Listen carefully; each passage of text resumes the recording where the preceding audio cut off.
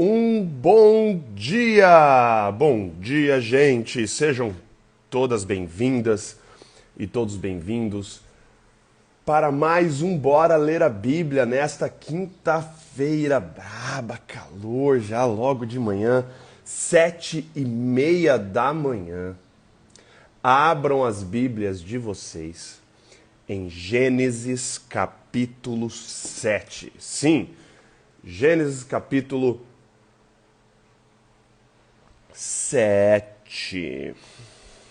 Já vão se acomodando, vão pegando as Bíblias de vocês, já vão pegando suas canetas, seus marca-textos, já vão pegando a Bíblia, já se acomodem, que dentro de instantes nós iremos ler e estudar Gênesis capítulo 7. Muito bem. Antes de começarmos, então, vamos fazer uma oração e vamos convidar o Espírito Santo para estar conosco. Oremos. Pai amado e querido, nós somos muito agradecidos, Pai, por tudo que o Senhor nos concede diariamente. A Ti toda a honra, todo o louvor, a toda a glória. O Senhor é soberano, o Senhor é criador, o Senhor é mantenedor. E agradecemos porque do alto do seu trono, Pai, o Senhor olha para nós. E o Senhor tem misericórdia de nós, o Senhor cuida de nós, Pai. Queremos agradecer pela noite de sono, agradecer pelo conforto, agradecer pela vida, pela saúde, pela paz que nós temos. E agradecer pela oportunidade que nós temos de estudarmos a Tua Palavra, Pai.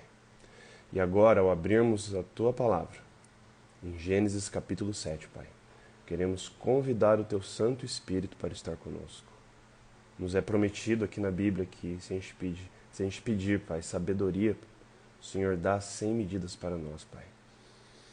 Por favor, nos dê a sabedoria, nos dê o entendimento para compreendermos o que nós estamos lendo e estudando ao longo desses dias, Pai. Seja com todos que estão aqui acompanhando ao vivo e os que estão ouvindo ou vendo depois a gravação. Tudo isso nós te pedimos e agradecemos por amor de seu santo e maravilhoso nome. Amém, Pai. Muito bem, gente. Abram então, se você já ainda não abriu, última oportunidade aí do convite, abram as Bíblias de vocês em Gênesis capítulo 7.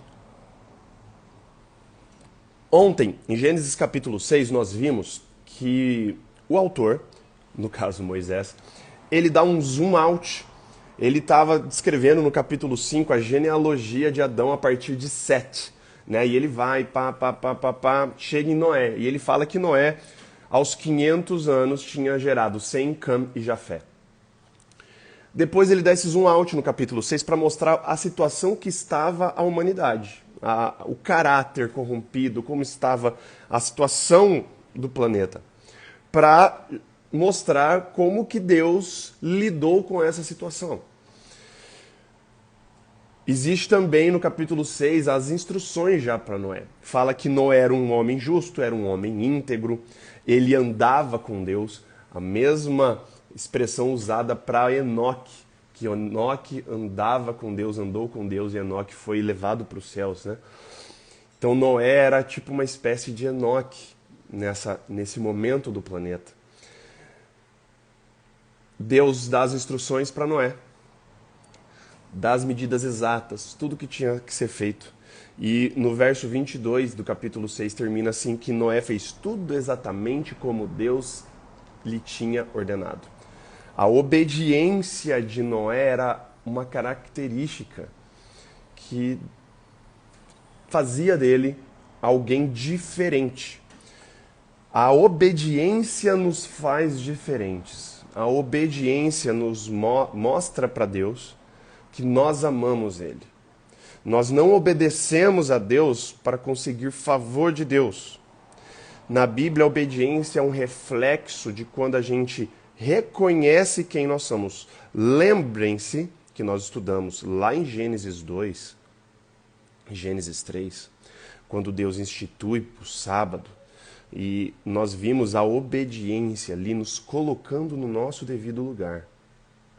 6 dias nós temos para sermos a imagem e semelhança de Deus, subjugar a terra. mas no sétimo dia é o sábado de Deus e Deus senta no seu trono. E aí sim, existe a distinção. Nós aqui, Deus lá, nós obedecemos como uma expressão do amor. Nós não obedecemos uma obediência que muitas vezes nós temos aqui na terra, uma obediência que você obedece aos pais, você obedece para você ganhar algum favor, você tem um segundo, terceiro, quarto, quintos interesses. A obediência bíblica, a obediência relacional com Deus deriva do nosso amor. Primeiro vem o amor. Primeiro nós amamos a Deus. Primeiro nós reconhecemos que Ele é quem Ele é. Depois vem a obediência. E Noé era obediente. E agora vamos continuar vendo o desenrolar da história. Então, capítulo 7, verso 1, na minha Bíblia, na Nova Versão Internacional, começa assim. Então o Senhor disse a Noé: entre na arca, você e toda a sua família, porque você é o único justo que encontrei nesta geração. Eu podia parar só nesse primeiro verso aqui, para poder fazer uma aplicação e podia fazer, enfim, sermões a respeito só dessa frase, só desse primeiro versículo. Por quê?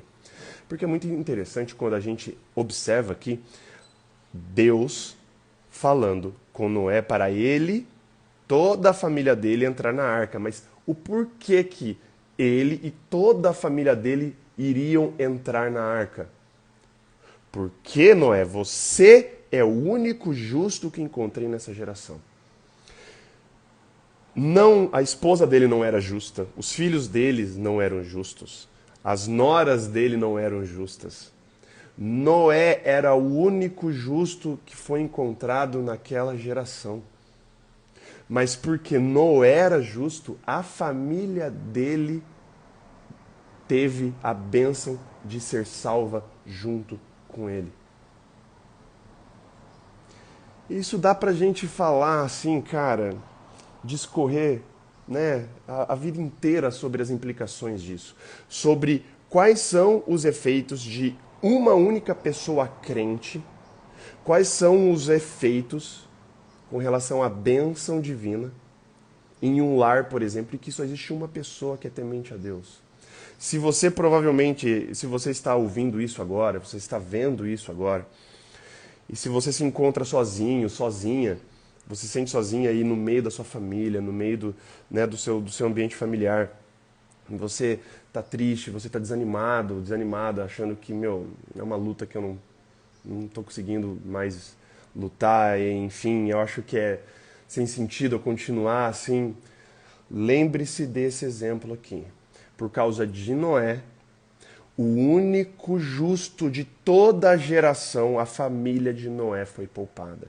E nós vemos outros exemplos ao longo da Bíblia de histórias e situações semelhantes. Por exemplo, nós iremos estudar ali logo mais na frente a história de Abraão com Ló. Ló foi salvo porque Abraão era fiel. Ló participava da família de Abraão, Ló era sobrinho de Abraão.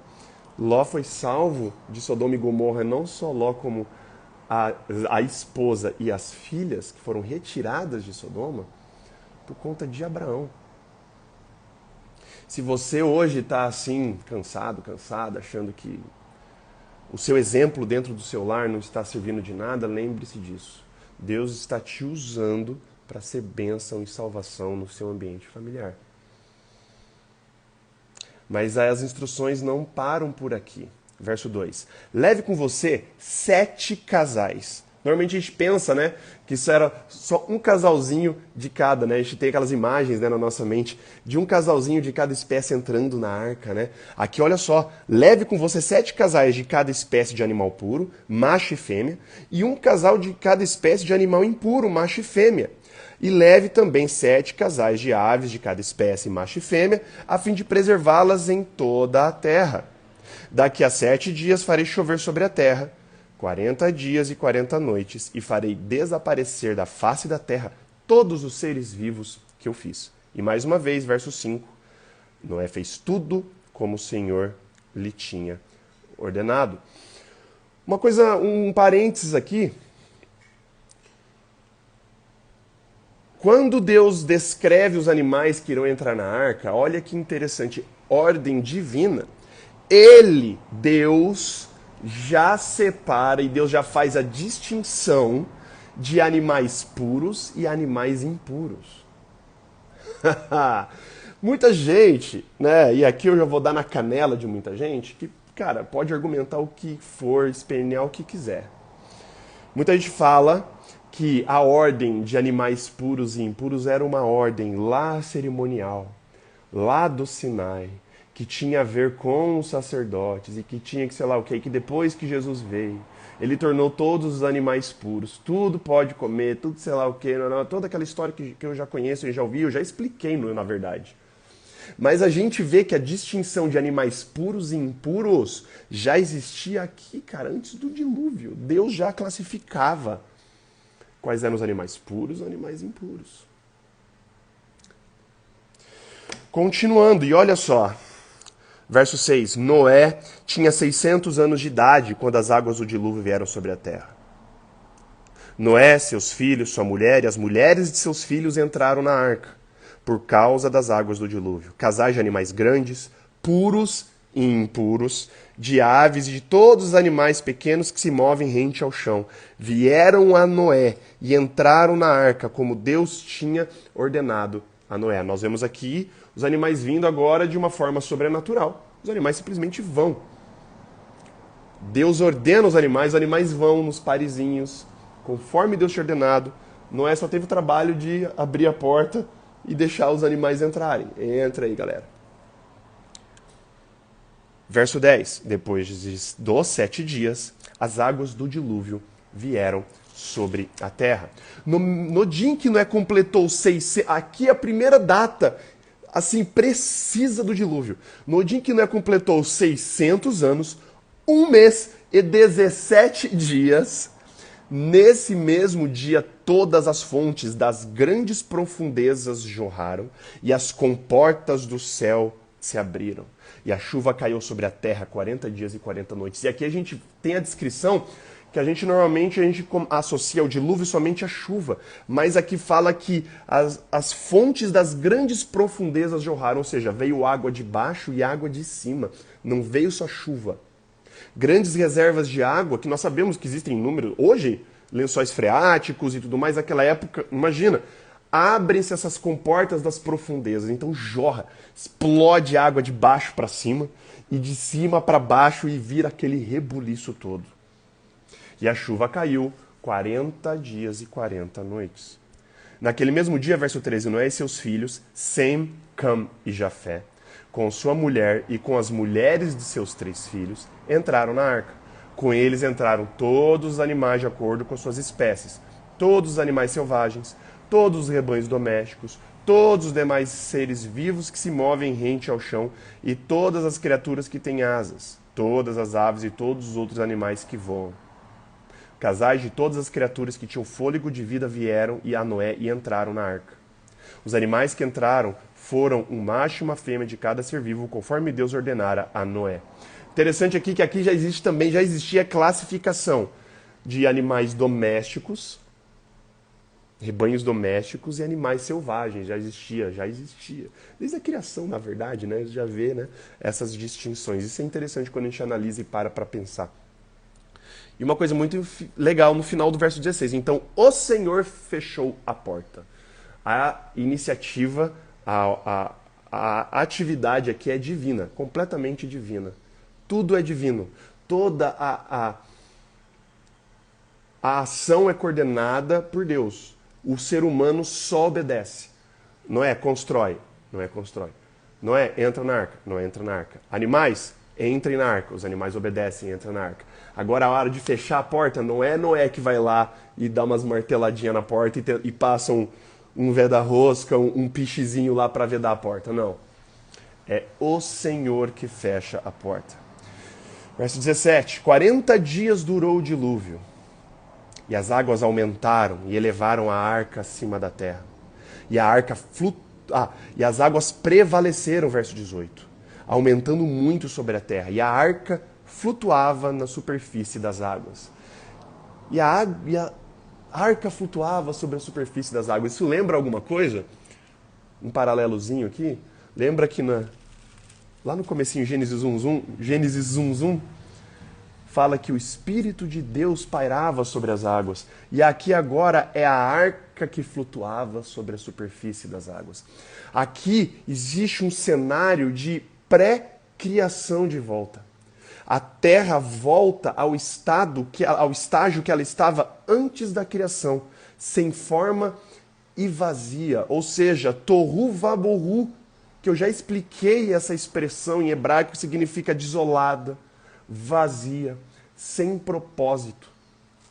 Só que agora, ao invés do Espírito de Deus pairar e flutuar sobre as águas, agora é a arca que flutua e paira sobre as águas.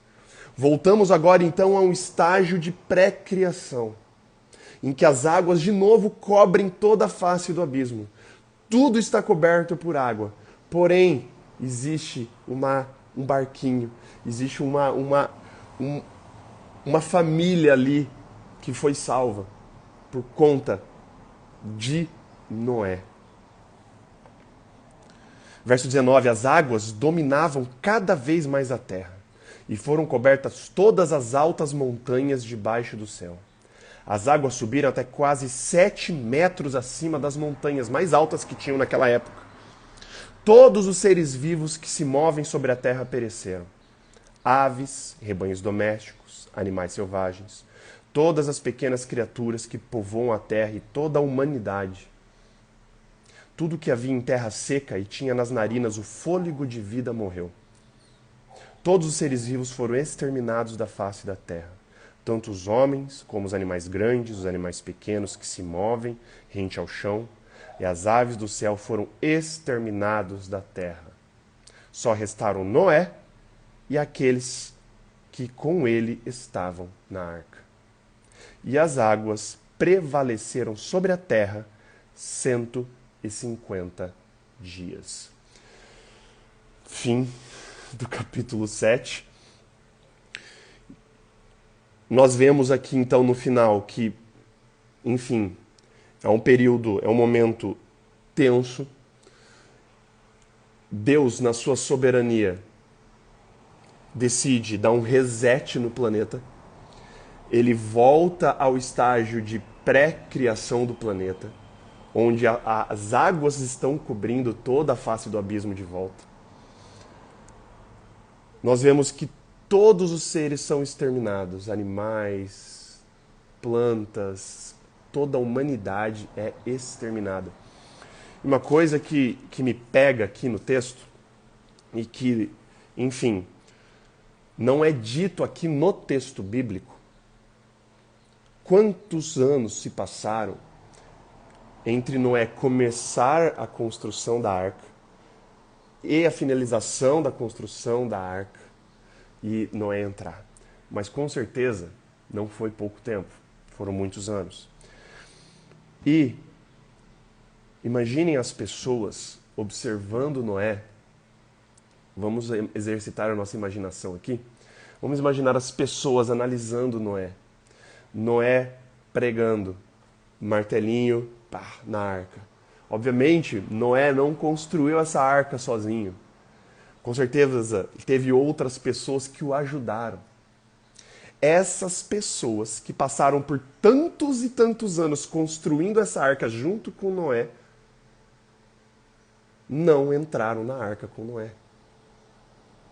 Pessoas que acompanharam a pregação de Noé. Imagina, Noé, por que você está construindo essa arca aí? Cara, eu estou construindo porque vai cair água do céu. Deus falou que vai destruir tudo. O único jeito de se salvar é entrar na arca. Imagina as pessoas ouvindo essa pregação. Imagina as pessoas analisando Noé todo esse tempo. E as pessoas não quiseram aceitar, não quiseram ouvir, não quiseram acreditar e não quiseram obedecer. Cada martelada de Noé em um prego naquela arca era um sermão avisando para se arrepender. Era um sermão para aquela geração voltar para os seus caminhos. Era um momento de graça, era um momento em que o povo tinha opção de escolher. Continuo fazendo as cagadas que eu estou fazendo. Continuo fazendo o que o meu coração manda fazer. Continuo seguindo o que eu quero da minha vida. Ou eu entrego o meu caminho a Deus e eu acredito que Deus vai destruir a terra. Porém, nós vimos que, apesar de tudo isso, e de todo o tempo que durou a construção da arca, todo o empenho que deve ter sido empregado na construção da arca, das pessoas que ajudaram a Noé a construir a arca,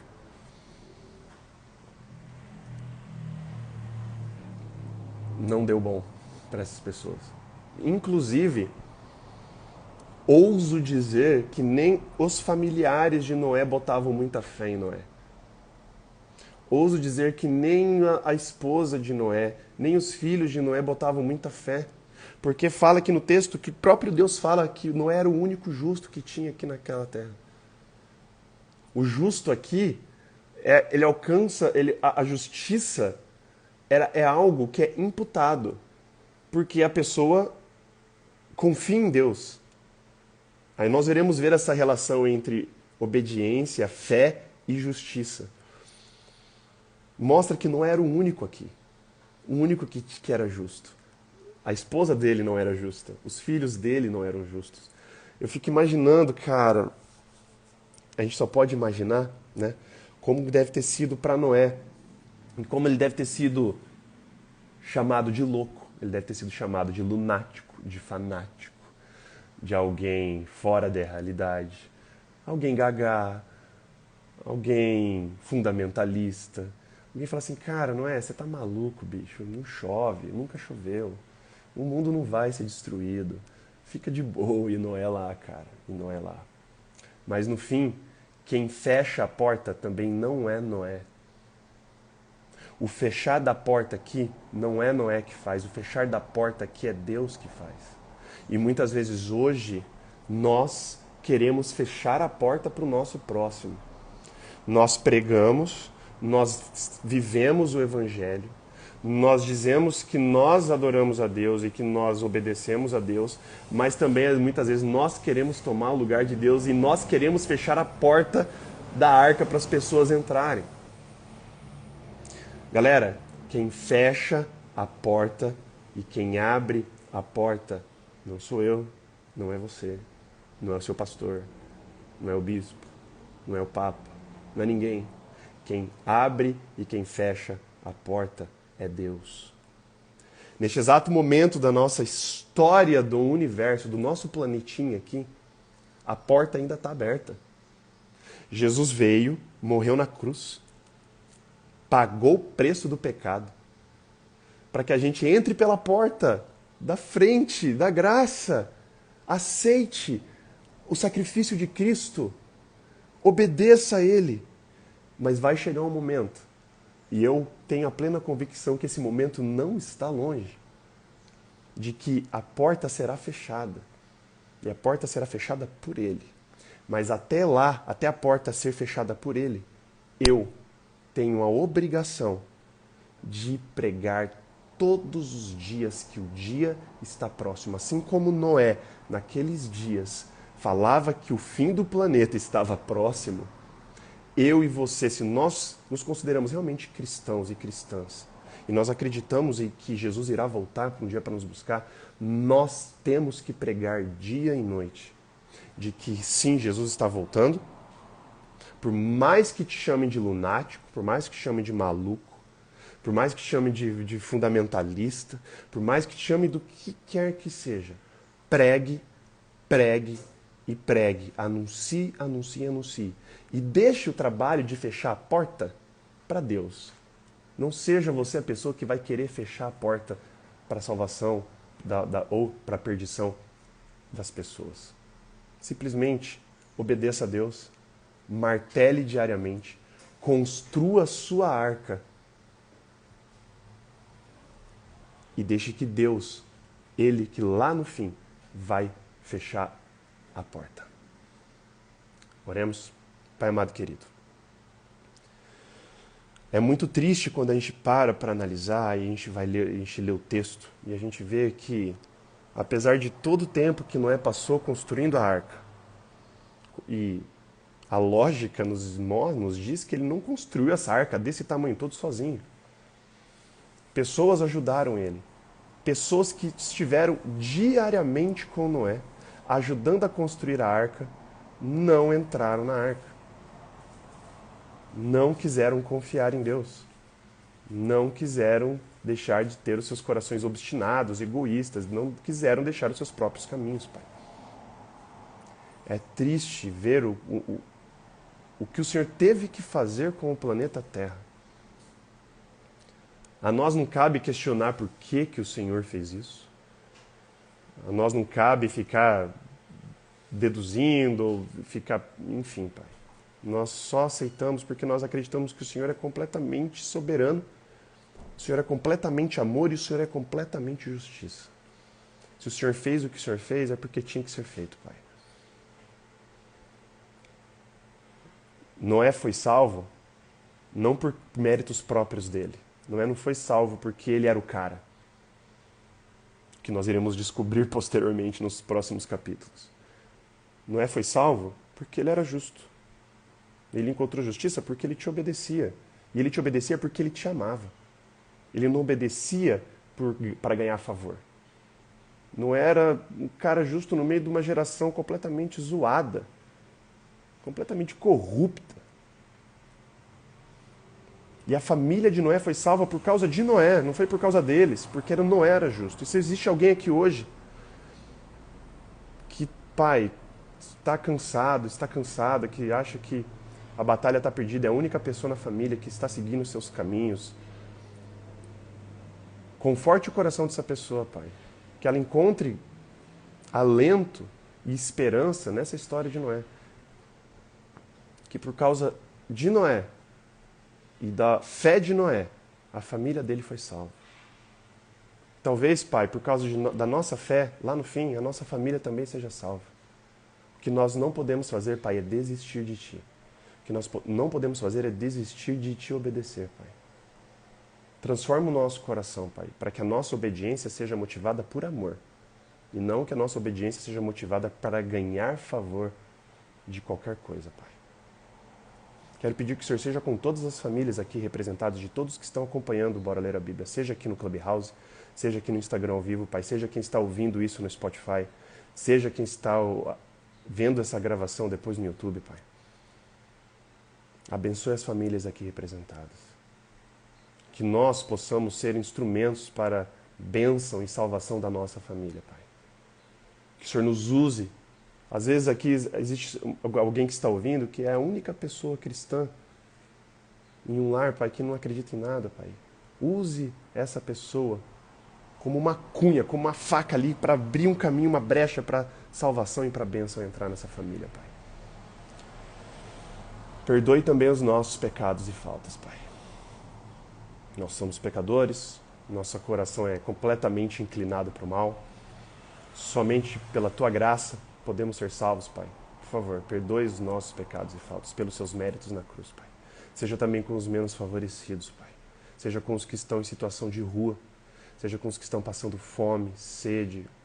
Seja as pessoas que estão perdendo seus lares por tragédias de enchente, deslizamento, terremotos, vulcão, tsunami. Pessoas que estão tendo que abandonar seus países, refugiados de guerra, refugiados políticos, refugiados que estão tendo que fugir por causa de perseguição religiosa. Pai, seja com esses menores do reino. Pai. E o Senhor disse que se nós fizermos o bem a qualquer desses pequenos, nós estaremos fazendo o bem a Ti, Pai. Que o Senhor nos apresente esses menores, Pai. Que possamos amar o próximo como o Senhor nos amou, Pai. Que possamos exercer o cristianismo. Que nós possamos colocar esse cristianismo em prática, Pai. Nos dê um ótimo dia, com suas bênçãos e com a sua proteção. Tudo isso nós te pedimos e agradecemos, por amor do seu santo e maravilhoso nome, Pai. Amém. Valeu, gente! Queria agradecer a presença de todos vocês.